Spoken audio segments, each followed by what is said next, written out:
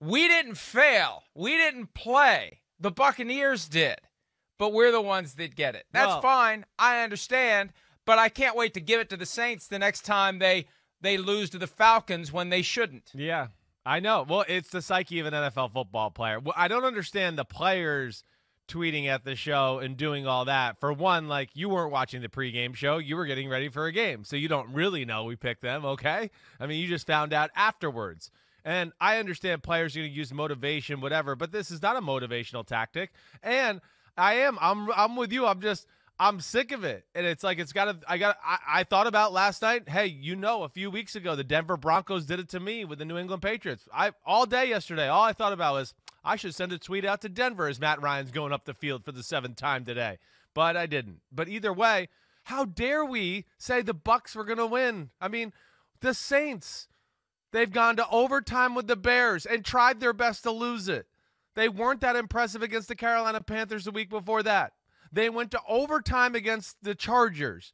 I mean, the Lions, it went down to the end of that football game. So, I mean, what in New Orleans just makes you think we were going to sit there and just go, well, no, I mean, the Saints, they're unbelievable. There's no way they're going to lose this game. So, yeah, we picked the Bucs, but sorry, and you proved us wrong, and you kicked some butt, and now we're going to discuss how you kicked some butt. And it was windy. And Drew Brees entered the game with a shoulder injury. Yeah. All the signs pointed to the Buccaneers winning, which is why everybody picked the Buccaneers to win. Everybody who picks games picked the Buccaneers to win. And maybe at some level, that dynamic that they begin to sense in the locker room, sure, because even though they didn't see our show, because they were on the field getting ready for kickoff, they saw all the other shows. You're right. They knew. That's true. And Sean Payton is good enough of a coach that he can take that and use that as the last little thing to get his guys riled up. And here's the thing. If we anticipate that, see, we're in a no-win position. I'm not complaining. I'm just fascinated by it. If you factor into your analysis, well, if everyone picks the Bucs, then the Saints are going to win. Then people start picking the Saints. It takes that factor away to the extent that factor ends up being a motivator, Chris. No, I know it does. But I think, what you said early in the day, Sean Payton, those type of things, they watch everything there in New Orleans. We both know that, okay? They are the type of team that, you're saying about this? Oh, yeah, we don't pay attention to the media. Bull crap. They know it. We've gotten text messages and things like that throughout our careers and things like that. So they're paying attention, and I'm sure they were writing notes. And ultimately, I mean, what we saw was one team who was like, wait, we're the kings in the NFC South. Who the hell do you think you are? You're not as good as you think you are. And we're battle-tested, a football team that's been together for years and years and knows what it's like to overcome a little adversity and play in these big games. And then you saw another team who was like, hey, we got Antonio Brown. It's Tampa. It's Sunday Night Football. It's an awesome show. We haven't been on here in like 13 years. We're going to put a show on for you, everybody out there. And the Saints are like, boom, boom, boom. Oh, yeah, how's that show? Oh, okay, yeah, let's keep going. Boom, boom, boom. And the game was over. I mean, that's really how it went. It was unbelievable. Well, it happened so fast, too, that the Buccaneers never really had a chance to catch their breath. It was 28-0 before you settle in with your first bowl of popcorn and your first bottle of beer. And I kept thinking maybe there's a way that Tom Brady and company can turn this around, but this is where you got to credit the Saints. You never get yourself into a spot where you're in a Falcons type of a jam if you never let the opponent breathe. Right. And that's where I got to give the Saints, Sean Payton, Dennis Allen a ton of credit. They never let the Buccaneers breathe. They never let them think there was an opening, that there was an opportunity to get back into the game. No, I think it's a really good point by you, because that's why I think that's where to start, is the Saints' defense, what they did. This is a top 10 defense in football. This is where they've been frustrating this year. They have moments in every game where they're just dominant and nobody can do anything, but then they let up a big bomb or two big bombs and a big run, and you're just like, what? How did that team just dominate the last 4 series and then do that? But last night it all came together. It really did. And I think with Brady and company there too, there was never an establishment of physicality on the offensive side of the ball at any point. And the Saints came out on defense and really got up in the face of the Tampa Bay Buccaneers. I don't know if that surprised Tampa or what, but I mean, lots of people at the line of scrimmage, DBs in the face of Mike Evans and everybody else, we're not scared of you. Here we are. We're going to make you have to throw into man coverage into tight windows, do all that. And then Tampa came out almost I don't know, maybe I'm offbeat here, Mike, but I mean, it's like they came out just going, we're going to get in the shotgun and we're going to throw on you, and you can't stop us. We got Brown and Evans and Godwin and Gronk, and that's just the way it's going to be. And it was just a totally different approach from the other side of the ball. And there you see, it's only 4 rushes really from the running backs. And to me, that was the biggest thing that popped to me in the game, is one team really got in the face of the other. And even with Drew Brees on the offensive side of the ball, I know it wasn't about physicality and running, but it was tempo, it was quick passes, it was crisp. They had a game plan as far as how they wanted to attack that way, and the Bucs just couldn't get anything going on offense, couldn't get out of their own end zone to even create field position. I mean, that was how bad it was. Yeah, and look, it wasn't supposed to be that way. And who the hell knows why it happened or how it happened. The Buccaneers played them much better in week 1 when Tom Brady was just getting his feet wet as a member of the Tampa Bay Buccaneers. So, look, I think that if you would have forced any Saints fan to put money on that game, to put their deed on that game, to put anything of value on that game last night, they would have taken the Buccaneers. I saw some people who covered the Saints regretting that they picked the Buccaneers to win. Everything was pointing in that direction, and it was just one of those nights. And I think that's what you have to do if you're the Buccaneers. You just have to look at it and say, it was one of those nights, and we need to forget about it the same way we would forget about a blowout victory. Right. Here's a little Bruce Arians and Tom Brady talking about last night's beatdown by the Saints. It was shocking to just watch us practice the way we practiced all week, the confidence we had coming in. We have to go back and look in the mirror, coaches, players, everybody, just from yesterday till today, and another where we go 3 and out and then give up a touchdown. Second half, I thought we got to turn over and we don't score a touchdown. I thought that kind of was the end of it right then and there. And but I mean, I have to give New Orleans credit. They kicked our ass in every phase. When things don't go your way, sometimes they keep going that way, and you got to figure out how to stop it and then turn it around. And we had our opportunities, and we just didn't do it. So we got to learn from it, and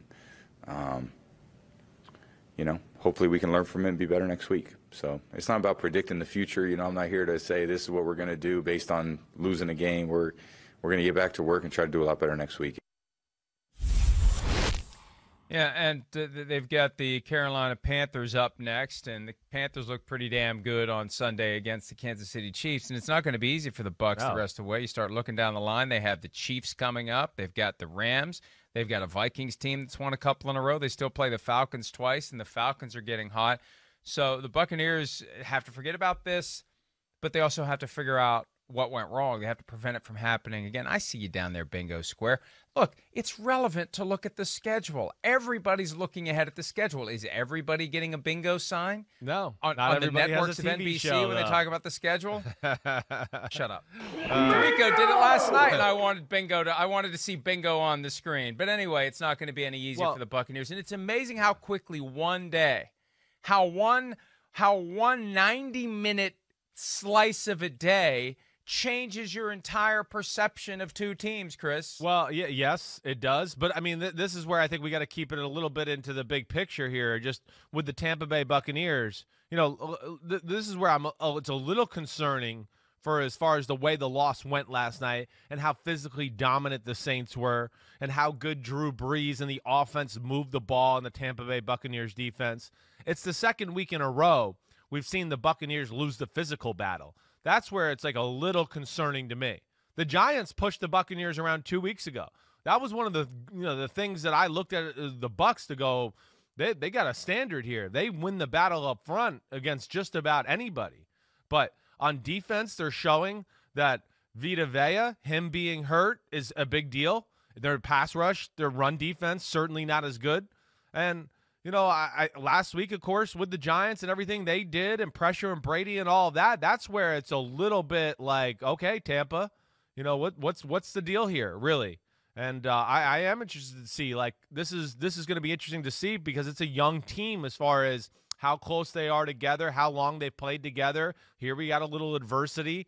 You know, I know they got Brady and company, but they haven't gone through anything like this. It's going to be interesting to see how they bounce back and everything.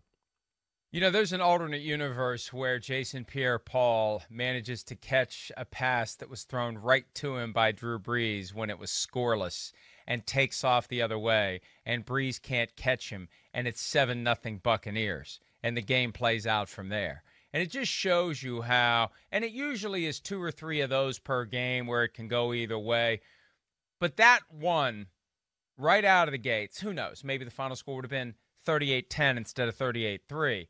But when you have an opportunity like that and it just doesn't work out, and the avalanche begins against you, you just wonder, Chris, if it would have been any different if Pierre-Paul can hang on to that football. Well, listen, I mean, sure, yeah, that'll change the flow of the game, certainly. I mean, yeah, you know, you're putting a pressure on the team right off the bat. Now they get the ball back, and you know the defense has the momentum and everything like that. But you know, regardless, that didn't happen, and the Buccaneers' offense was incapable of doing anything. At no point did they try to establish the line of scrimmage with the run game. They came out. It's like they read their press clippings, like you can't match up with us across the board. And New Orleans obviously had a really good feel for where Tampa wanted to throw the ball in certain formations. Tampa has been at their best when they've been able to run the ball and run play action pass, not when they come out running shotgun and doing what you saw last night. And you know, you saw too, offensive line get pushed around for the second week in a row as far as protecting Brady, had people around him there. But the fact that they couldn't even get out of their own way, I think is just as concerning as anything. That they couldn't move the ball to even flip the field position. They made the game easy for Drew Brees and company. There was just never any life or spark or fight from Tampa Bay that really ever made you think they could win the football game. Even when Jared Cook fumbled on the 2-yard line, you were like, well, let's see. Maybe Tampa can get a little momentum, do something here. Nope, 1, 2, 3, 4, you're out, punt the ball. Oh, New Orleans goes down, scores. And that's where I was surprised, Mike. Just they outcoached them.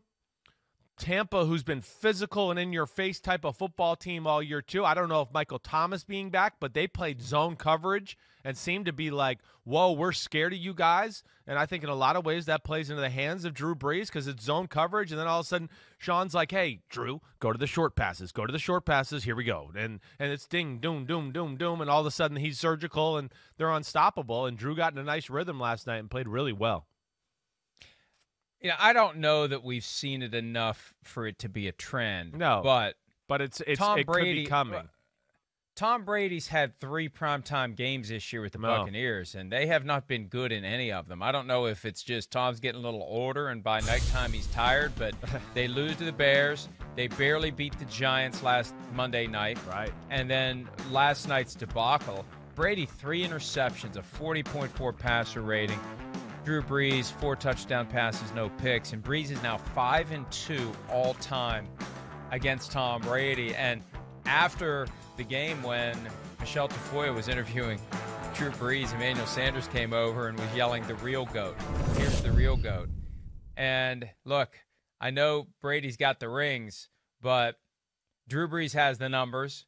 He caught and passed Tom Brady last night for the all-time passing touchdown record, and he's 5-2 head-to-head against Tom Brady, and that, Chris, has got to drive Brady insane. Well, definitely. I mean, I don't think there's any doubt. But, you know, Drew Brees, the Saints, whatever it is, they've rise to the occasion. They're a good football team. It's a really damn good coach, Sean Payton, Drew Brees. There's so much to respect about them and the way they've run their organization, how tough they are. You know, the last few years, you know, the way we've always talked about these seasons have ended, and here they are again, 6-2, rounding into what we went into in the weekend going, the Saints are good, but I'm not sure how good. I mean, we've talked about how they have the potential to be one of the more complete teams, but we hadn't really seen that game this year, and this was the first one where we went, damn, this is the Saints team we've seen the last 2 years, who just have moments of just steamrolling other teams and running them over. So, maybe that's what they needed, just a little shot in the arm to go, wait, hell, Tampa, you think you're hot crap? Okay, well, we're coming into town here, and we'll see what you got. And I'd say watch out for the Saints now. I mean, the way that looked and that type of win, that can really jumpstart you, get you confident, and get everything going. And let's go ahead and get the bingo call early on this one, because the 49ers are up next, and that's not nearly the level of competition it was a year ago, but I would not write off the 49ers in any set of circumstances. They play the Falcons twice in 3 weeks, and the Falcons are not going to go easy on the Saints. The Falcons hate the Saints, and the Saints hate the Falcons, but still, the Falcons aren't the juggernaut they once were, even though they've won 3 out of 4. The Broncos are in there, the Eagles, Chiefs, Vikings, and Panthers left for the Saints. A lot of winnable games. More winnable games for the Saints than for the Buccaneers. Yeah. And the Saints now have a 1-game lead in the loss column over the Bucs, and they've got that critical head-to-head sweep, which means the Buccaneers have to finish a game ahead of the Saints, or the Saints win that division. And last night went a long way toward showing that the Saints are in position to win that division. So if the Bucs are getting to the playoffs this year, they got to go the wild card route. They got to do it the hard way. They got to go on the road, and that makes for a much tougher path back to Tampa for Super Bowl 55, Chris. Yeah, well, it definitely does. It's a year where you really just want the number 1 seed, so you don't have to play 3 playoff games before you go to the Super Bowl. That's really it is. That's all that matters. I mean, you wrote an article on PFT this week. Home field advantage means nothing this year. I mean, it means absolutely nothing. It's all about, hey, it'd just be cool to get the 1 seed so you can have a week off. Who cares? Who cares 2 through 7? Who gives a damn this year, really? Just get in the tournament. Oh, great. Oh, yeah, you got to go play the Rams with 10 people in the stadium. Oh, whoop-de-doo. I mean, who cares where you got to go on the road, whatever it is.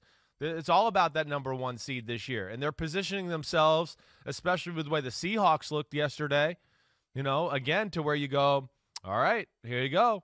Saints got it going. And this is where the Saints are dangerous, because now they got the lead last night. Sean Payton just lets it all fly, right? Now it's the Taysom Hill plays are coming out everywhere. And that's only going to embolden them, because now he got to run those plays, and now what's next? The plays that come off them. So now the next team that plays the Saints is going to look at Taysom Hill and some of the things they did. Ooh, this is what they did with Michael Thomas. And now Sean Payton has a little chip to go, oh, this is called the screw you chip. These are the things you saw last week. And now we're going to do a vice versa and change it all around. And this is where he can usually go on a run and start to get hot as a play caller, play designer. And we've seen this from the Saints the last 2 years, kind of slow starters. And maybe this was it this year. Maybe it took to halfway through the year to wake up and now start to dominate the league. And last night was the first time this year we've seen Taysom Hill used like he was in the playoff loss to the Vikings, where he was the best player on the field. He had 2 passes last night, which is 1 more than he's had in any game this year, completed both for 48 yards. He was the team's leading rusher last night with over 50. He had a catch for 21 yards. He didn't score a touchdown, but he did everything except score a touchdown. And he had that bull in a china shop mentality where you just got to get out of his way once he gets ahead of steam. It's got a Derrick Henry quality to it, where once he gets going, you don't want to get hit by Taysom Hill. So, look, the comparisons are all over the place. Last night there was a suggestion by Chris Collinsworth that he's like Tim Tebow. I don't know whether that's a compliment or an insult. I think at a certain level it's an insult to compare him to Tim Tebow. He may run like Tebow, but he doesn't pass like Tebow. He passes accurately. But if we see more and more Taysom Hill, if that offense diversifies, it almost just felt like without Michael Thomas, they were just trying to hold it together until Thomas came back. And they weren't sure what to do. And it was just like, let's just hold it together and win as many games as we can. And then when Thomas comes back, we get the offense we want. I think so. In a lot of ways, the fact that they kind of survived without Michael Thomas for so long, I think it's really just going to make them better. I think all you got to do is look at the stat sheet the last 2 weeks. Look at the Bears game. Look at this game. how many people touch the ball on the New Orleans Saints football team in the run game and the pass game. It's not just the two running backs. So many people have different carries on a different week, and the ball is spread out through everybody. It doesn't matter who you are, but now they got Michael Thomas back to where, oh, it's a big situation. We can go to him, and then, oh, you're double teaming him. Well, we've had lots of practice without him, and we've found other ways to get the other guys the ball too, and that can in the end game really be a blessing for New Orleans, that they had to kind of find offense without Michael Thomas and kind of diversify that way. So it's encouraging, and we'll see where the Saints go. But like you said, the schedule sets up for them to kind of go in a run and maybe separate themselves here from the Buccaneers to a degree and, really make a push for this number 1 seed. But a very impressive win, dominant, awesome job by Sean Payton. Offensive line protected Breeze all night long. Defensive line whooped the crap out of the Bucs, and they showed that they are the kings of the South once again. 12 different receivers caught passes last night for the New Orleans Saints, 12 of them, and none of them had more than one target that they didn't catch. That it was just, the incompletions were spread around to each guy, one each. And it's incredible to see these numbers just lay out, isn't just it? Cascade down. I know. With all those different guys. Usually it's impressive if there's 6 or 7. There were 12 last night, different receivers who caught passes for the New Orleans Saints. And, we talk about playoff positioning, tiebreakers. The Saints are 6-2. The Packers are 6-2. The Packers were the big winners this weekend because the Packers don't hold the tiebreaker with the Bucs. They do hold the tiebreaker with the Saints, dating back to a Sunday night game where I think I picked the Packers to win. Yeah. And I think the Packers beat the Saints, and I don't think the Saints Twitter account had anything to say about it then. Gee, I wonder why. but now they got to worry about the Packers. Yeah. Apples to apples. They finished with the same record as the Packers. The Packers get the 1 seed, and the Saints have to play out 3 games to get to the Super Bowl.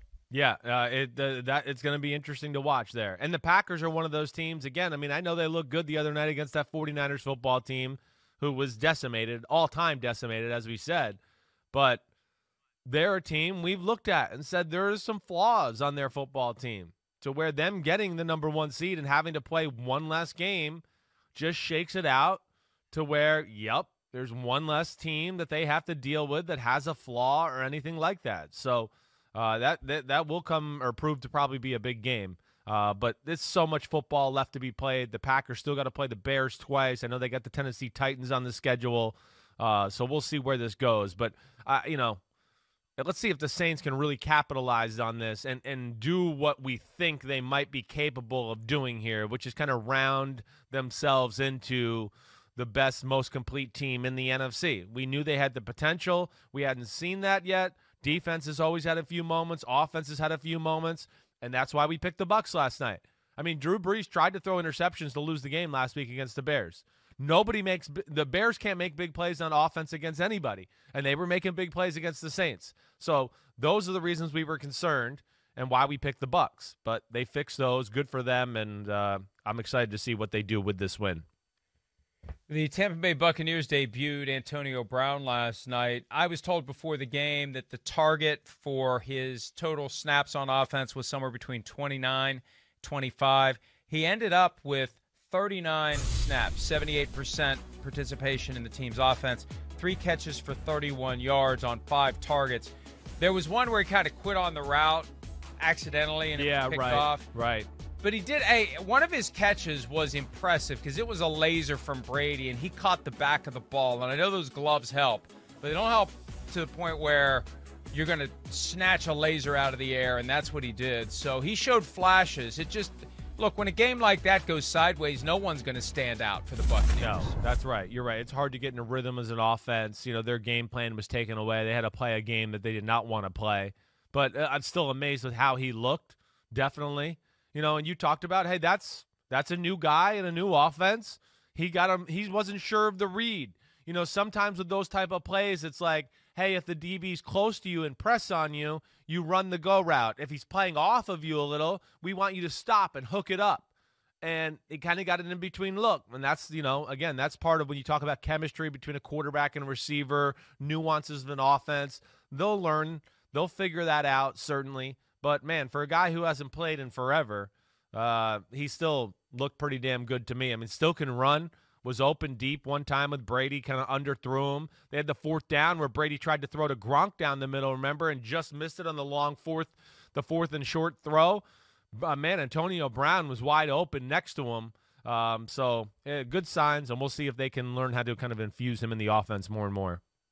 They got their work cut out for them because now they have to make up a game in the standings and actually 2 games in the standings the rest of the way because they have to get ahead of the Saints if they want to win that division. That relies on the Saints losing some games. They did not look like a team that was ready to lose any games last night. Dancing in the locker room, Sean Payton into it. We have the video of Payton. Oh, yeah. The players. There he is. Oh. Sean Payton. That's not bad. That's awesome. That's not bad. Good. Okay, that was all right. He doesn't have as much rhythm as Dabo Sweeney in Clemson, but he's pretty good. Hi, I'm Mike Tirico, and thanks for watching. Make sure to hit subscribe for the latest news and highlights from NBC Sports.